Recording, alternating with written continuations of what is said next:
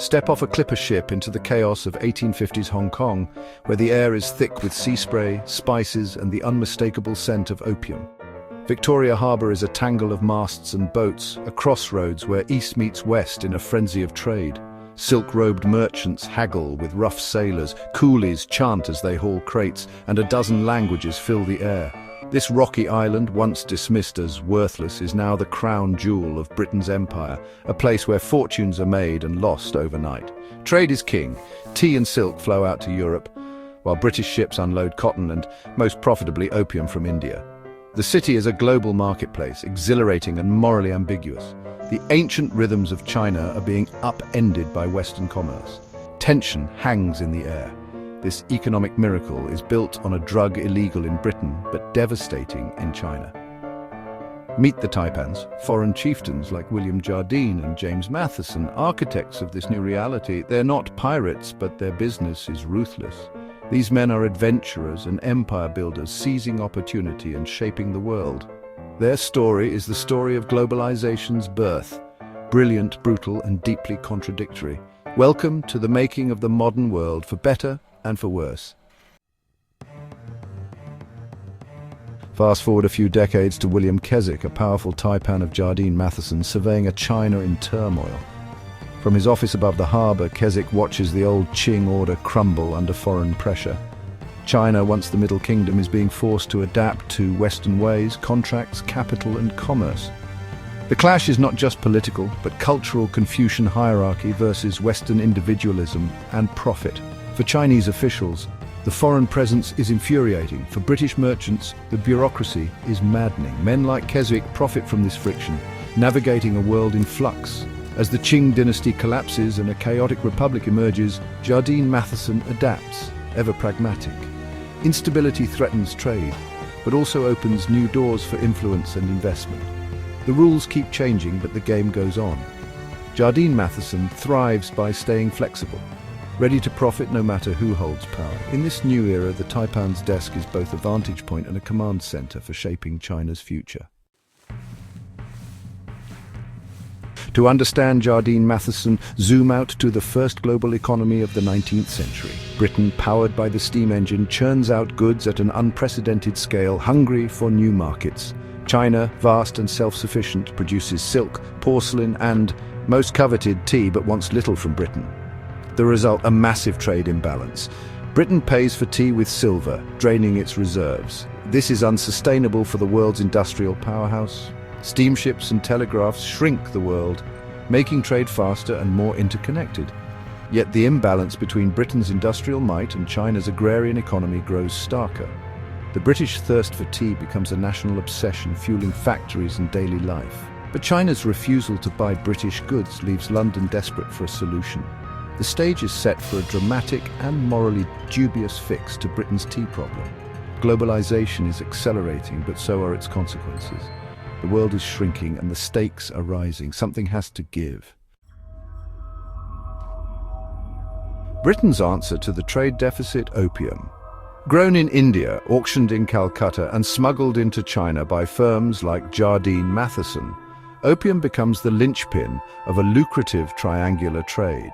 Silver now flows out of China, destabilizing its economy and fueling addiction on a massive scale.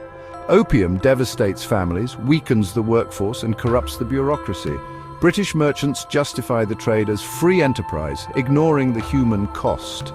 In London, opium is taboo. In China, it's a goldmine. William Jardine calls it the safest and most gentlemanlike speculation, a chilling reflection of profit over principle. The contradiction is stark empire builders preaching civilization while spreading addiction. Churches and hospitals rise in Hong Kong even as opium poisons the mainland. The lure of profit trumps morality. The opium trade solves Britain's tea problem, enriches Jardine Matheson and sets the stage for violent conflict. The cost to China is incalculable. In 1839, China fights back. Commissioner Lin Zexu destroys 20,000 chests of opium in Canton, a bold act that ignites war. British merchants, led by Jardine, lobby for retaliation, framing the conflict as a defense of free trade and national honor.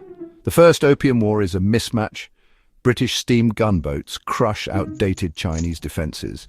The Treaty of Nanking in 1842 forces China to pay indemnities, cede Hong Kong, and open treaty ports. But the humiliation doesn't end there. The Second Opium War brings more concessions, expanded ports, legalized opium, and foreign access to the interior.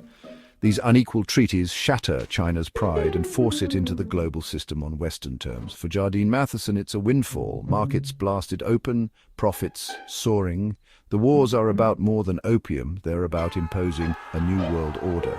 China's resistance is crushed, but the wounds run deep. The legacy of these wars will haunt China for generations. For the merchants, it's victory. For China, a century of humiliation begins. The cost of free trade is paid in blood and sovereignty.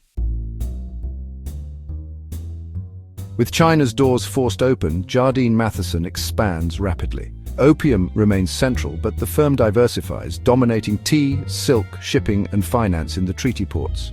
Embracing steamships and new technology, they outpace rivals and reshape Asian trade. They invest in railways, coal, shipyards, and even bring electricity to Hong Kong. Jardine Matheson's reach spreads across Asia, from Japan's industrial boom to sugar mills in the Philippines. The company evolves into a multinational powerhouse, its agents gathering intelligence and shaping markets. Taipans become political heavyweights, influencing colonial policy and building grand offices on the waterfront. The princely Hong is more than a company, it's an institution, a dynasty built on commerce, innovation, and a controversial legacy. Their empire is as much about power as profit. China's humiliation sparks a drive to modernize. The self-strengthening movement aims to blend Western technology with Chinese tradition. Jardine Matheson profits again, financing railways, shipyards, and banks for a modernizing China. Treaty ports become hubs of new Chinese identity. As compradors, Chinese managers for foreign firms, bridge East and West. These compradors pioneer Chinese capitalism, learning Western business and founding their own enterprises. The encounter with the West is brutal, but it forces China to adapt and look outward. The seeds of modern China are sown in this era of upheaval. The dragon, once shaken, is beginning to stir. Today, Jardine Matheson is a global conglomerate: hotels, supermarkets, property, and more, still run by the Keswick family. Its story is one of vision, ambition, and adaptability, but also controversy. The company's wealth was built on opium, a trade that caused immense suffering and shaped China's history. To the British, they were pioneers. To the Chinese, drug runners. The truth is complex, a mix of innovation, exploitation, and moral compromise. Jardine Matheson's legacy is written in the skylines of Asia and the scars of history. The story challenges our ideas of globalization as purely positive. The princely Hong's rise is a reminder the foundations of our world are often built on more than just good business sense.